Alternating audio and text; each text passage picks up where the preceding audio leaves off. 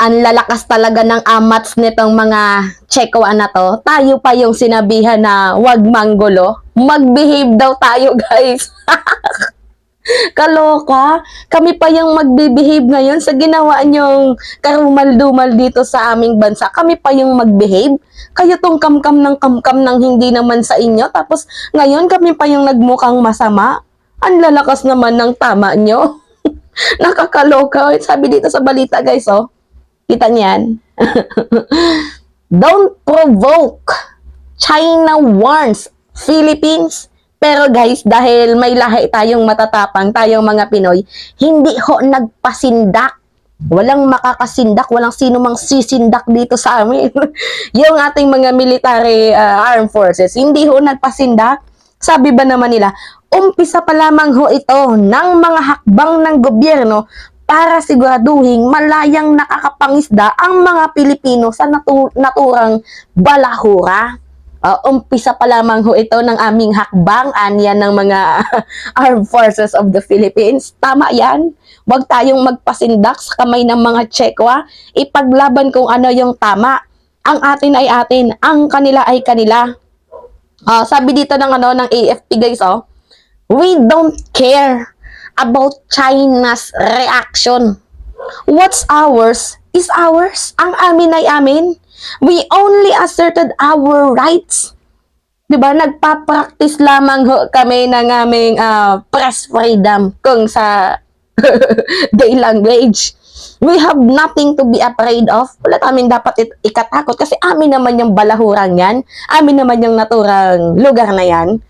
Kaloka tong mga Tsekwa na to. Tayo pa ngayon yung mag-behave. Kala mo naman tayo yung nangaapi sa kanila.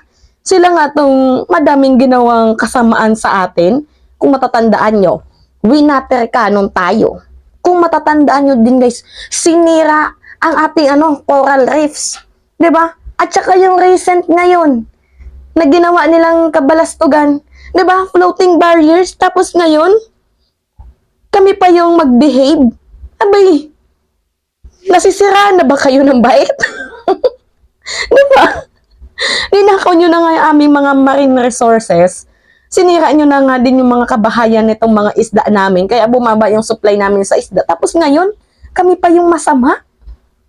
Nakakaloka naman tong mga Tsekwa na to. May mga tama na ata to sa pag-iisip.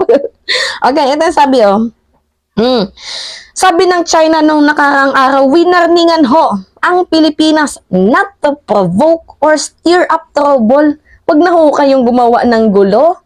Wag na ho kayong gumawa ng exaggerated movement.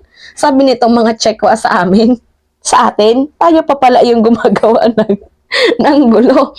In South China Sea, after the Philippine Coast Guard cut through a floating barrier in the disputed Scarborough Shoal in orders of President Marcos Jr. Kasi itong ating mga AFP, guys, pati Coast Guard, 'di ba?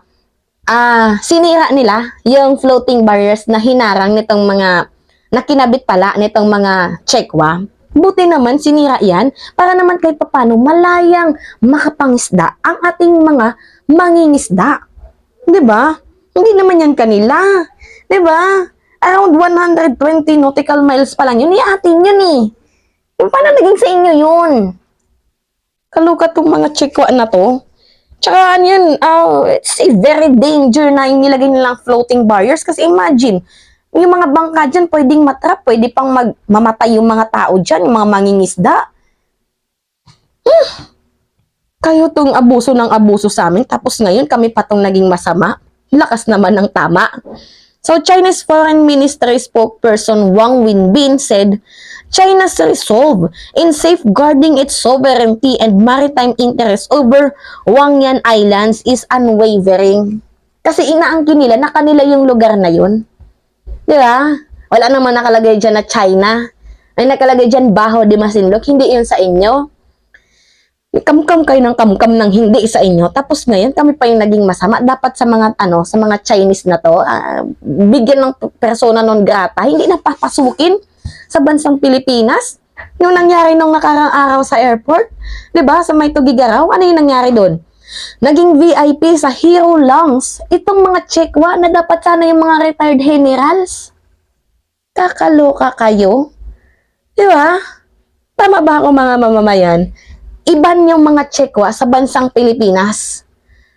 So, we urge the Philippines not to make provocation or seek trouble, sabi ni Wang. As he accused the Philippines of intruding into the shoal also known as Baho de Masinloc in the West Philippine Sea which overlap with the South China Sea. Wang admitted that China installed floating barriers to block the driveway. Pero yung totoo niyan, para hindi makapangisda itong ating mga mangingisda. Di ba? Para ipamukha sa atin na kanila daw yung lugar na yan. What? Kaloka? Itong Scarborough Shoal na to, atin ho yan? Inangkin nitong mga Chekwa na to, wala naman silang, kahit basahin nyo sa international law, kung bakit merong West Philippine Sea. Di ba? Oh, sabi pa dito, on September 22, 2023, a vessel of Bureau of Fisheries and Aquatic Resources or BFAR of the Philippines without China's permission intruded into the adjacent waters of Wang Yan daw and attempted to enter its lagoon. Nako, kami pa yung ginawa niyong makasalanan na kayo naman to yung gumagawa ng ng kasalanan. 'Di ba? Kayo yung naglagay ng floating barriers na hindi naman yan sa inyo. Tapos ngayon, kami pa yung masama. Kaloka kayo. Ngayon, may papanood ako sa inyong balita, guys. Para naman masamsam natin tong naratibo natin ngayon. Umalba ang China sa pagtanggal ng floating barrier sa Baho de Masinloc at sinabihan pa ang Pilipinas na wag nang gumawa ng gulo. Pero Kita mo yan? tinag ang Pilipinas at sinabing umpisa pa lang ito ng mga hakbang ng gobyerno upang siguruhin malayang makapangisda ang mga Pilipino sa naturang bahura. Nagpapatrol, Sherry Ann Torres. Malalim pero hindi tumigil sa pagsisid ang taga-Philippine Coast Guard para tanggalin ang floating barrier na inilagay ng China sa Baho de Masinloc, pangharang sa mga Pilipinong mangingisda na pumapalaot doon. Kasunod dito ang panilat ng PCG na umpisa pa lang ito na mahakbang ng gobyerno sa Baho de Masinloc na 124 nautical miles lang ang layo sa kanlurang bahagi ng Zambales. We will be able to sustain this patrol with the end goal of once again allowing the Filipino fishermen to be able to go inside the lagoon. Giit ng China, hindi umano nagpaalam ang Pilipinas noong September 22 na papasok sa bahura na tinatawag nilang Huangyan daw at bahagi umano ng kanilang teritoryo. Kaya hinarang at itinaboy nila ito saan nila'y paraang profesional at may pagpipigil. Kinundin na rin ng China ang pag-aalis ng Pilipinas sa floating barrier sa Baho de Masinloc. Sabi pa ng tagapagsalita ng Chinese Foreign Ministry sa Pilipinas, huwag nang gumawa ng gulo. Buwelta naman ng PCG, It was already decided by the International Tribunal. Baho de Masinloc is a traditional fishing ground. The 9-line claim of the People's Republic of China has no valid basis. Baho de Masinloc falls within the exclusive economic zone of our country. Yan kasi nga hinihintay naman ni Foreign Affairs Secretary Enrique Manalo ang buong ulat ng PCG. Pero bit niya, tama lang ang ginawa ng PCG. That is within our sovereign rights. Any obstacle or any kind of harassment is not in accordance with UNCLOS and the rights that the countries have with respect to the EEZ. No other country can really challenge that. Batid ni Manalo na hamon sa relasyon ng Manila at Beijing ang usapin sa West Philippine Sea. We both recognize that we have differences in South China Sea and we have agreed to manage it.